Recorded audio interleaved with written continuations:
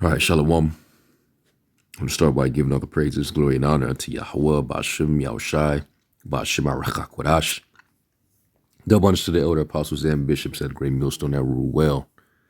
Peace, blessings, and salutations to the hopeful elect tabernacle of David scattered abroad throughout the four corners of the earth. And I just wanted to do a video, as I'm watching this video right here. The dome completely failed Scott Ritter. And, this guy here, he's, you could tell he knows exactly what he's talking about. He's an expert, former whistleblower. He worked as intelligence. And he pretty much understands,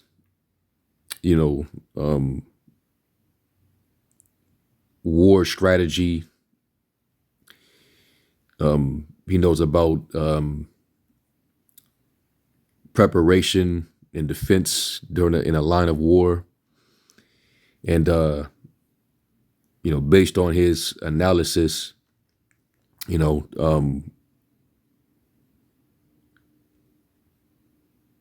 Israel, they're in some deep shit right now. And also because Babylon is obligated to protect them,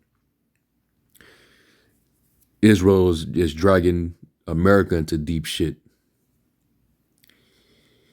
And that's hard to believe in the eyes of the public because, we know that for a while, Israel's been attacking Iran through these proxies for years. They've been bullying Palestine. They did a lot of damage over in Syria, and they've been getting a lot of protection and backing from, France, Britain, and America. But Iran is not Palestine. They're not that little guy that they could just continue to bully and sabotage. And they know that, but they can't let the public know that when it comes to the firepower of Iran and their military strategy, they can't admit to the world that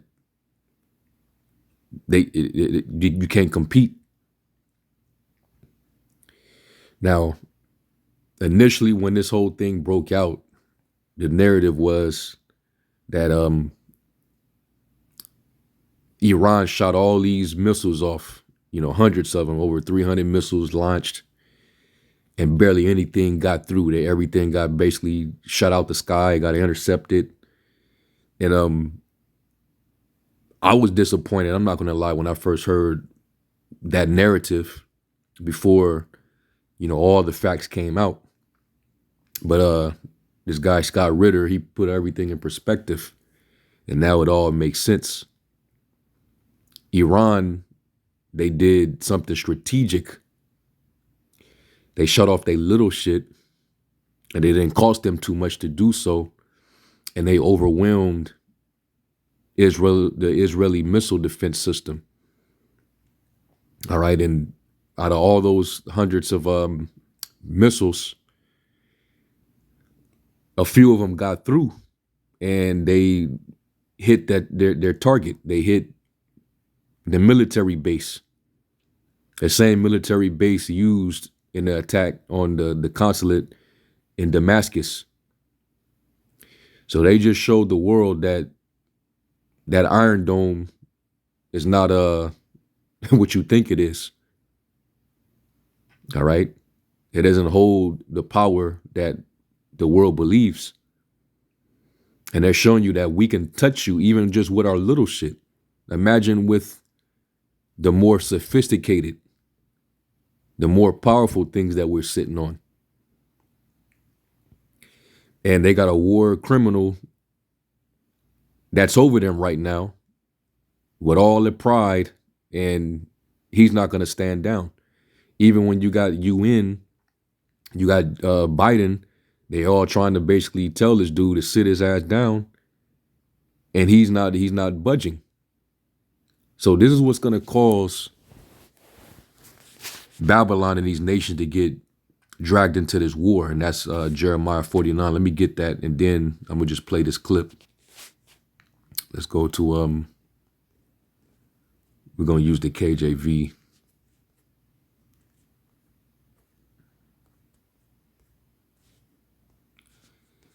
Let's go to Jeremiah 49 and verse 20. And it says, therefore, hear the counsel of the Lord that he have taken against Edom, and his purposes that he have purposed against the inhabitants of Teman. Surely the least of the flock, that being Amalek, or the current people that are in the land of Israel, all right, the Zionist regime, that's all controlled by the least of the flock, Amalek. It says shall draw them out. And America is finna get drawn out. And once they do that, because they have to protect Israel, even though they don't want to, Iran is going to get drawn in as well. All right, you're going to draw the Russian army out, which there's already traces of them in the Red Sea now. They said that once Iran did their attack, Russia sent out a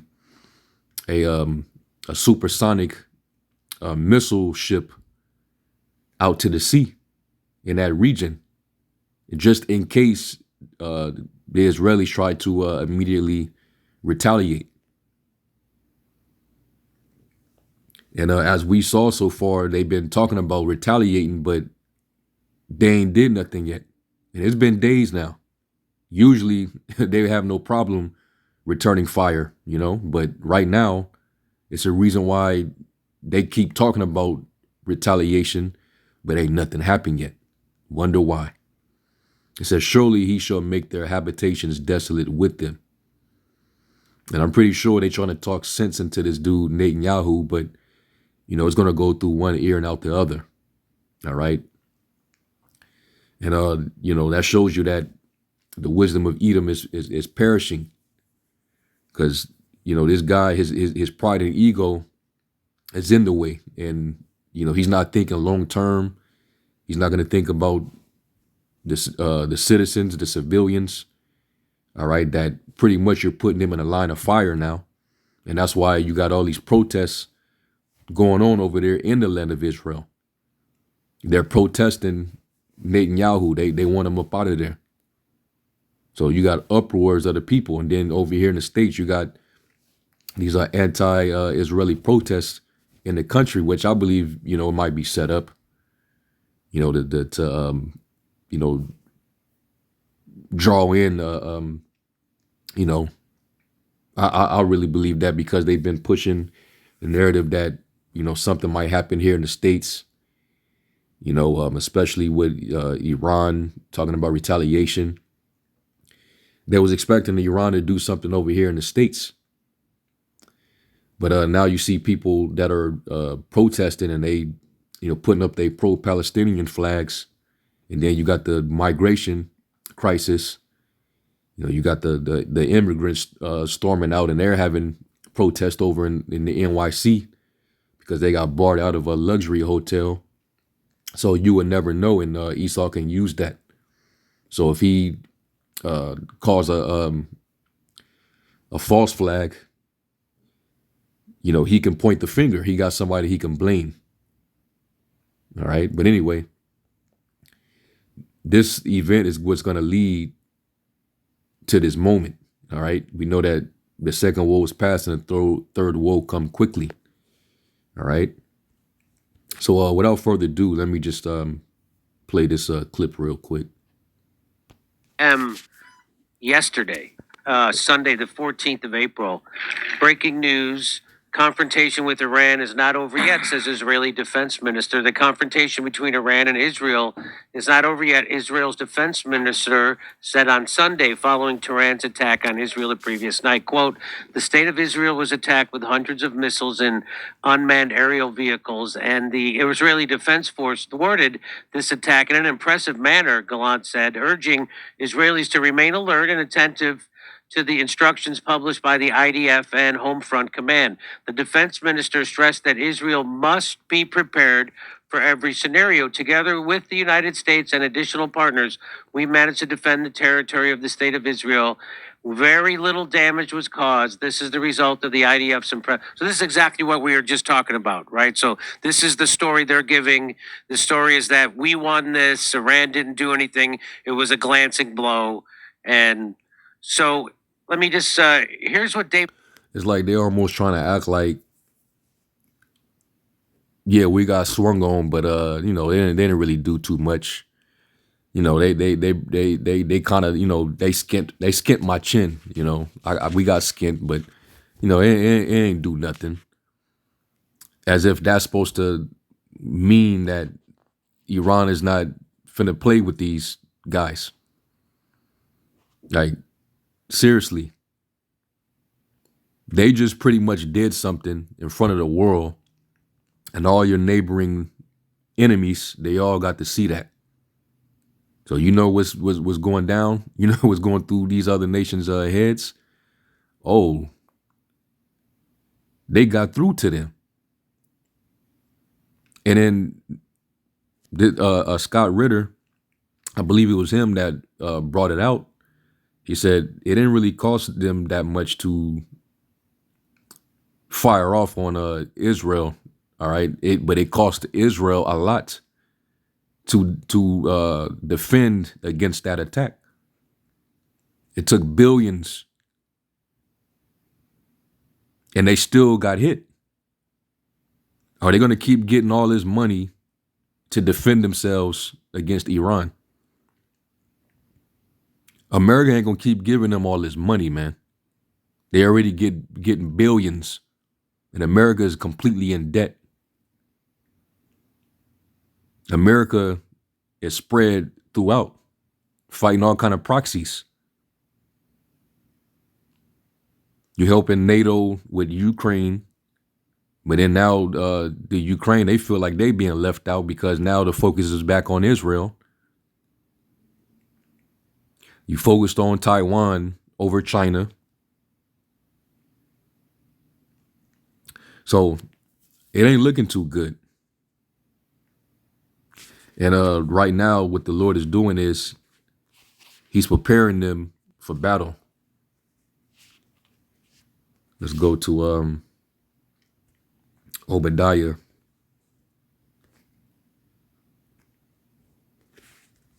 One and one. And it says, the vision of Obadiah, thus saith the Lord power concerning Edom. We have heard a rumor from the Lord, and an ambassador is sent among the heathen. Arise ye, and let us rise up against her in battle.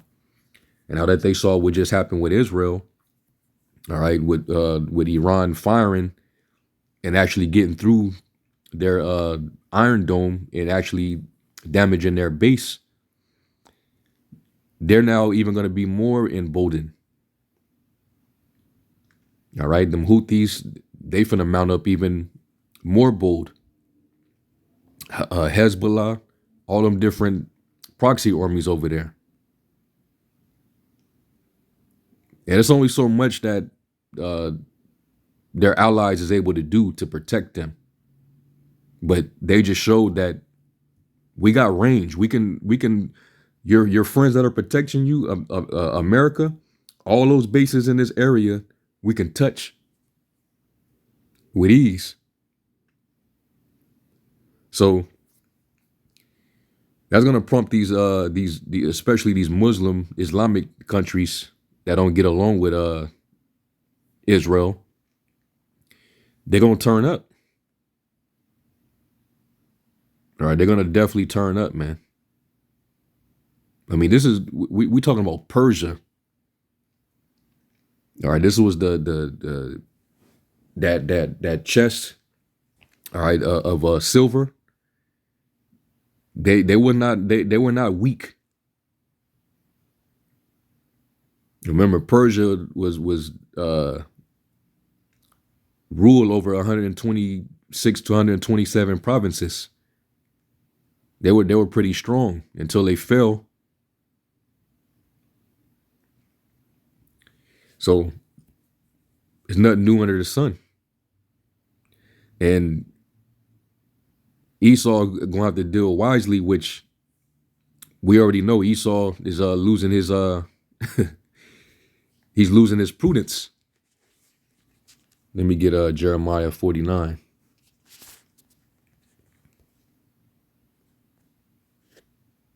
Jeremiah 49 and was it 10? I think it might be around 8 or 9.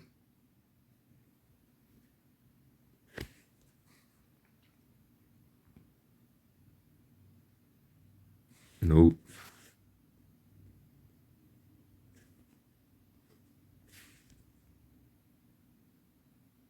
Here we go. Jeremiah 49 and 7, it says, concerning Edom, thus saith the Lord of hosts, is wisdom no more in Teman? Is counsel perished from the prudent? Is their wisdom vanished?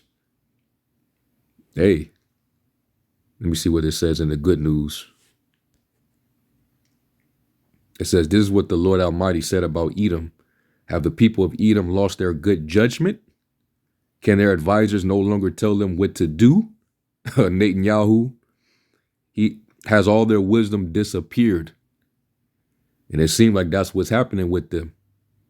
If they can't get this squared away and, this shit boils over and get out of control, which is looking more likely that that's what the next phase of this is going to be. All right, they're going to do something stupid, which is retaliate, and it's going to be up.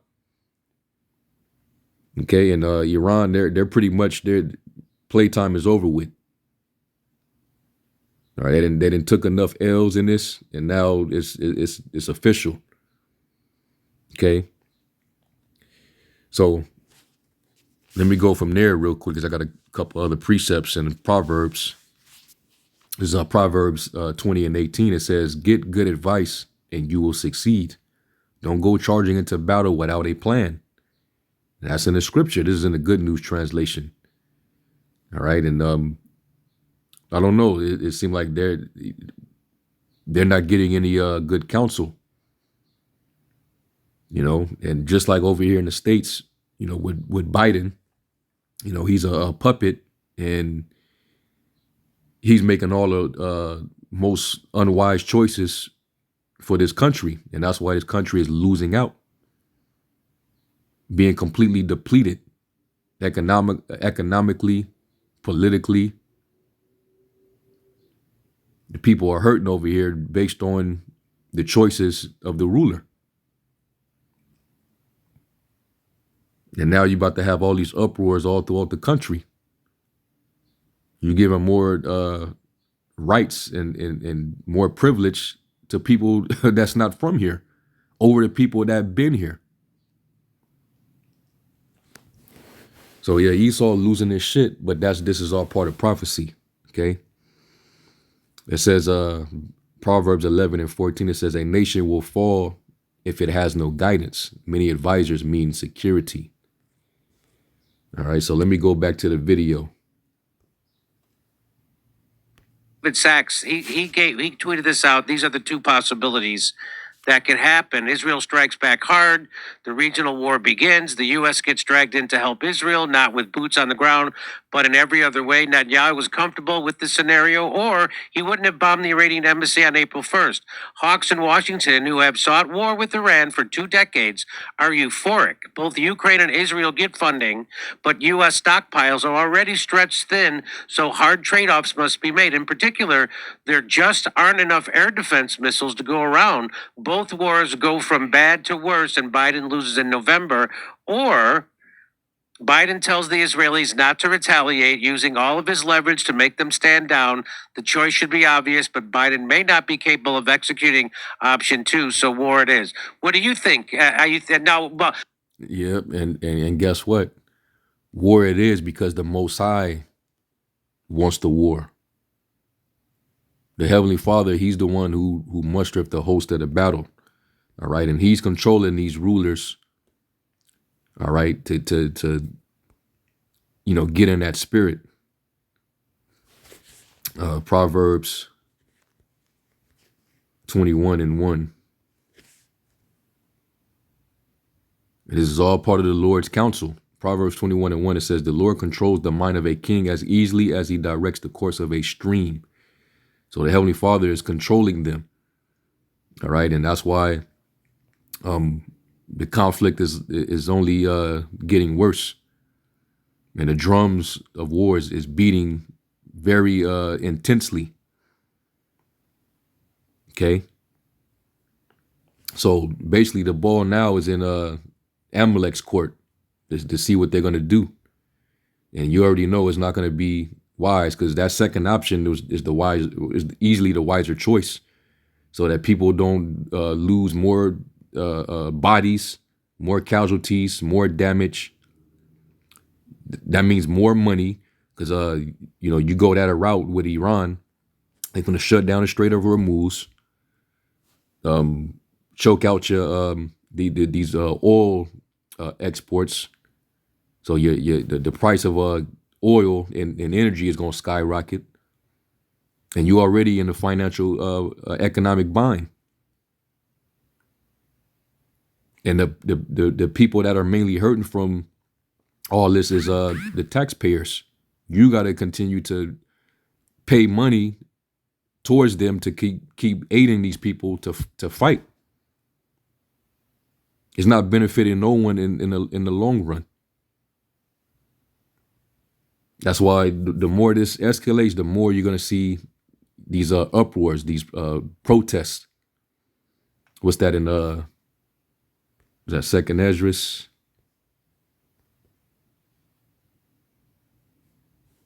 Go to Second Esdras 9. And this is still in the GNT. Second Esdras 9 and verse 3, it says, there will be earthquakes, national rebellions, international intrigues, unstable leaders, and confused rulers. Netanyahu, he's freaking unstable, man. And he's about to get all them over there destroyed. Along with America. America's going to get wiped out. All right, it says, when you see these things happening, you will know that they are what the Most High has spoken about since the beginning of creation. The beginning and the end of everything that happens in this world are clear. And it's what we're seeing, man. Okay, so you're going to have, national rebellions, basically uproars of the people. All right. You're going to have wars and commotions like it says in Luke 21:9. This is what we're seeing. You're going to see the beginning of instability, the state of disorder, unrest all over the world because of the powers that be. When the righteous are on authority, the people rejoice, but when the wicked bear rule, the people mourn. And that's exactly what we're seeing. Even the wicked is mourning. Over there in Israel, they over there protesting. They've been protesting for for a while now. They're not happy with their current government. So, yeah. But let me go back to this and we'll finish this out. But Biden it's already been public that he said he's not going to go on the offensive against Iran, but he will help Israel defend from incoming. What do you think is going on, and what's going to happen with Biden? Well, the option one that he put up there dealt primarily with American domestic prerogatives, meaning what America will do, etc. They're missing a point in that analysis. Understand that right now Benjamin Netanyahu has lost the confidence of his country, his cabinet, his war cabinet, his ministers. In any normal nation, he would be tossed out on his ear. But also that if he gets tossed out, he'll be arrested immediately, charged with corruption. He has indictments hanging over his head, put on trial. He'll lose that trial and will spend the rest of his life in jail. He's 76 years old in poor health. It's a death sentence to go to jail for him. His only chance to stay in power is to have Israel stay at war. Israel has lost Gaza. Understand that. Everybody needs to understand that they have lost the Gaza conflict. And if he accepts the ceasefire that he's being pressured to accept, that's an admission of defeat, and he will be kicked out of office. His only chance to stay viable is to have a broader conflict, a broader war. The broader war with Iran does a couple things. One, it keeps him in power as the wartime leader. Two, it changes the entire discussion about what's going on in the Middle East right now. For all the people out there in the street demonstrating for Palestine right now, and I applaud them all, I really do. But what happens when the price of oil, the price of gas at the pump goes from $4 where it is right now to $12, to $15, to $20? What happens when there's no food? And do you remember the trucker crisis that we had last year? Yes. Where in Long Beach, and how suddenly shelves were empty and there was no food because the truckers weren't getting it there? What happens when there's no diesel gas? The trucks can't run, nothing gets delivered, the shelves are empty. What happens when all these Americans who are living paycheck to paycheck suddenly see all the prices go insane, their paycheck doesn't alter, they miss their mortgage, they suddenly are homeless in the streets? All these people that are demonstrating for Palestine will be worrying about something totally different, which is their individual survival. And this is what the Iranians fear, this is what the Palestinians fear. Right now, Iran's winning the war. They've turned the tables on Israel. The Houthi are strangling Israel. The Palestinian cause is being heralded everywhere. Israel has been turned into a pariah nation. But if Israel flips the script now, this becomes a larger battle between Israel and Iran, and there's now an energy crisis, a global energy crisis. That's the problem that needs to be solved. And Palestine could find itself being sacrificed at the negotiating table. And this is what Netanyahu is looking at. He's trying desperately to find a path to political survival. And so, because he's hard bent on trying to stay in power, he doesn't mind, depleting and bringing the world to its knees for his benefit. So in his best interest is to keep this whole thing going, and it's going to cost everybody dearly. All right, so it's over with for this devil, man. The whole road is getting ready to rise up against him. All right, let me get was that Job? Let's go to Job 20 and 27.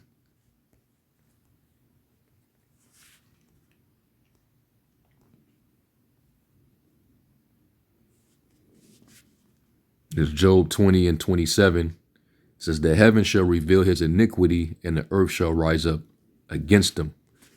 And that's pretty much what's going down. All right. And you better believe that the world's going to know exactly, who's responsible, all right, for all these conditions. This is why people already are protesting. This war is not going to benefit anybody. Okay, it's going to be L's all around. Jeremiah 49 and verse 14, and it says, I have heard a rumor from the Lord, and an ambassador sent unto the heathen, saying, gather ye together and come against her and rise up to the battle. For lo, I will make thee small among the heathen and despised among men. And the whole world is beginning to despise you. You're the cause of all the problems in the earth. There can't be any peace on the earth with you being in position, with you occupying the Holy Land. It's just simply not going to happen. All right, so we're witnessing the downfall of our enemies, which is a beautiful time. But we also finna go into hard times. So this is getting pretty juicy, man. And Lord willing, we continue to watch, and we're going to continue to report, because right now we still, there's still wars or rumors of wars, but the end is not by and by yet. All right. So Lord willing, y'all will edify them, give all praise, glory, and honor to y'all. Basham Yahweh Shai. To the next lesson. Shalom.